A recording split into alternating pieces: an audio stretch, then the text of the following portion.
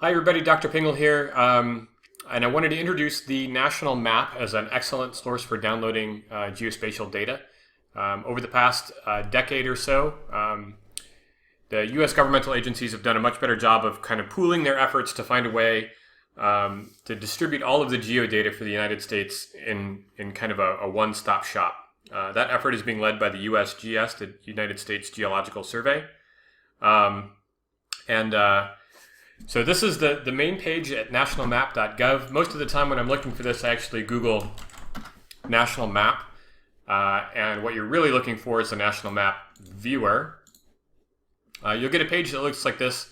The thing that you want here is the download client. So that'll come up here in a second. If you had waited, you basically would have got the equivalent of this here. So this is the national map download client. What we can do here is we've got sort of a basic sort of Google-like map. These are called Slippy maps that you can sort of pan and zoom and do all of the normal things that you would want to do. But the great part is that you can kind of zoom in on an area that you're interested in. So we can zoom in on DeKalb, let's say, and we can download and look for products that are in this sort of area. So what you can do is you can do things like add different layers on here. So what I'm going to do is find products. So this is going to be everything within my current extent. These are going to be all the things here. And if we want to look at particular things to see what fits, we can look at different footprints. So there's one over here. There's one for kind of the DeKalb Sycamore area, kind of cuts right through the middle of DeKalb. Another one north of Sycamore, another one northwest of Sycamore, and a little bit east. You can also do things like do a box. So we can draw a little diagram like this, and then we can find products based on that box instead. And so these should do a better job of sort of intersecting with the pieces that we're interested in. I find that the box is much more reliable than the current extent. So let's pick one of these to take a look at. So we get some basic information about the metadata here. So this is USGS, a topographic map at 7.5 minutes. So these are sort of the old classic quadrangles. And we can download these. So what you're going to get when you download, in this case, a topo map is what's called a GeoPDF. So here, format GeoPDF. And the nice thing is that there are actually some GIS related tools that you can do with this, but it would open in any PDF viewer like Adobe or anything else. So GeoPDF we'll look at a little bit later on. It actually supports some nice features like overlay, but there's just a quick look at it. Most of the time you're not going to be looking for things like topo maps, although once in a while you will. And by the way, you can download historical topo maps by the same token. So this is one of the fun things you can do. You can look for not just current topo maps, but you can find things from going way back. So we've got maps from 1968 that we could look at. So here's one covering the west part of DeKalb, and we can download that and take a quick look at it. So it's kind of interesting to see not just what's changed, but sort of how the cartographic techniques have changed over time.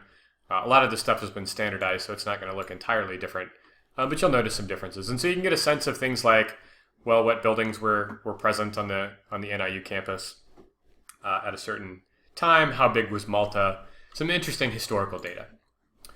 But probably what we're interested in here are going to be sort of these data layers. So a couple of the layers that you might be interested in, one, elevation products. So I'm going to clear this map here. Hopefully. It looks like we've got a couple of our footprints that are stuck on here. So I'm going to reload this. There's probably a faster way to do that, but this gives me a chance to let you know that you can type in an address and a place and kind of go straight there. So that's helpful too. We'll clear that from the map and we'll add another box around DeKalb. Okay, so one of the things you might be interested in are elevation products. So we've got a number of different categories here. number of different file formats. We'll be talking about these in some detail later. And a number of different resolutions. So DEMs are given in a lot of different resolutions we can get. We can actually get a 1 meter DEM for the DeKalb area. We can get a 1 arc-second DEM, which is quite a bit bigger, or coarser resolution. And the data extent there is 1 degree by 1 degree. So we can hit find products, and we can get the pieces that are in here. Again, we can look at footprints. These are going to be fairly big products. So there's one that covers most of the area north of DeKalb. There's an area that covers most of south, and we can download this as well. Compared to some of the other data sources that we're looking at, elevation can be fairly big. So this was a file that was about 30 megabytes in size.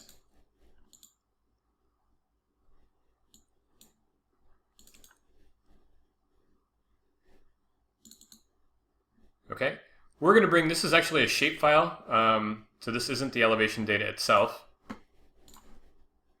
I'm going to get rid of these old layers, and we'll zoom to this layer. Now you'll notice that because we had an odd projection setup from the last time I was playing around with this, it's kind of, so this is a Winkel triple spherical, but why don't we reproject that to something a little more normal? So we'll go to a Mercator projection, which will straighten that right out. Okay, so what we've got here is a vector file that corresponds to some of the areas around, kind of around DeKalb. So this is Grundy County. You're getting some information about that polygon. What we actually wanted was the elevation data. So that's going to be stored in what's called an ArcGrid format. We could actually download this in a different format. So I'm going to hit the add data and not elevation.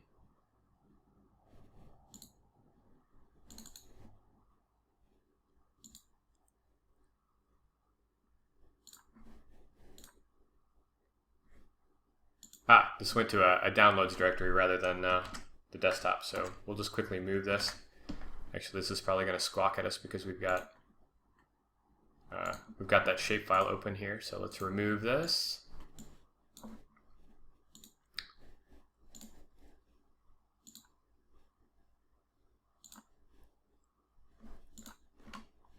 All right, so I'm just going to copy the zip file to the desktop here and then unzip it.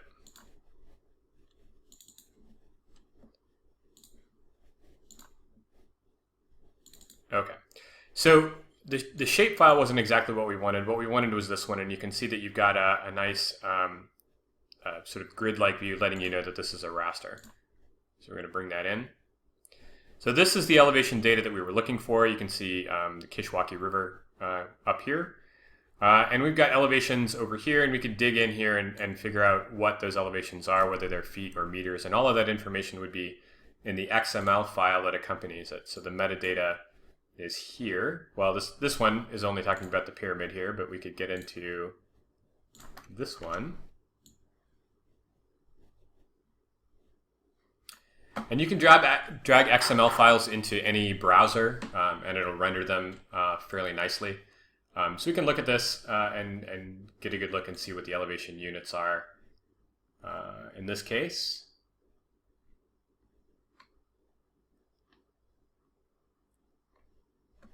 We've got meters given here as our unit, and we know that the vertical datum is 1988. So we can dig in here and find as much information as we want about this stuff in the XML files. So there are a lot of different things that you can get in here, and I would encourage you to explore. One of the things that you can get are orthophotos.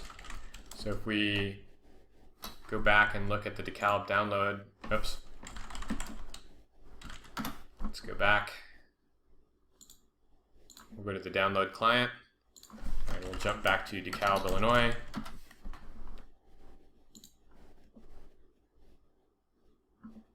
One of the things that you can get is some nice imagery data. So we've got hydro layers, we've got land cover, we've got structures, transportation layers. If you wanted to get all of the roads in the area, you could find that here. what I'm going to do right now is I'm going to look for imagery. So this is from the National Agriculture Imaging Program. We're going to download this. We'll look for this by located point. So here's a nice footprint of the area that we're looking at, and we can download this. So this is coming in as what's called a JPEG 2000. So this is a newer, updated version of the JPEG format. Supports really good compression without losing any data, depending on how you save it. So really handy format. I'll just pause the video here while this is coming in. Okay, that data has downloaded. So we'll show it in the folder, and then we'll just add it in to ARC. These probably won't line up exactly, and that's okay. The ortho image, in this case, this is a 1 meter resolution, whereas the resolution of our elevation data set, and you'll see this once we zoom in a good ways, the elevation or the resolution of our elevation data set is actually more like, I think 10 or 30 meters. I forgot which one we downloaded. So quite a bit of detail here. 1 meter resolution is good enough to be able to make out sort of roof shapes, definitely some simple vegetation. Not quite as good as some of what you'll see probably on Google Earth. They pay a pretty penny sometimes for that really nice high resolution imagery, which is why they don't give it away to you for free. But we've got good things available, again, through the national map. We've got things at 1 foot resolution that we can download, 1 meter resolution. The extent of 1 foot resolution data is not as great as that of the 1 meter, so this is more or less nationwide for the 1 meter, but only limited coverage for the 1 foot. Anyway, I hope you'll take a chance to explore around the national map, download, and pick a few layers to download and bring them into ARC and take a look at them. Thanks again for listening. We'll catch you next time.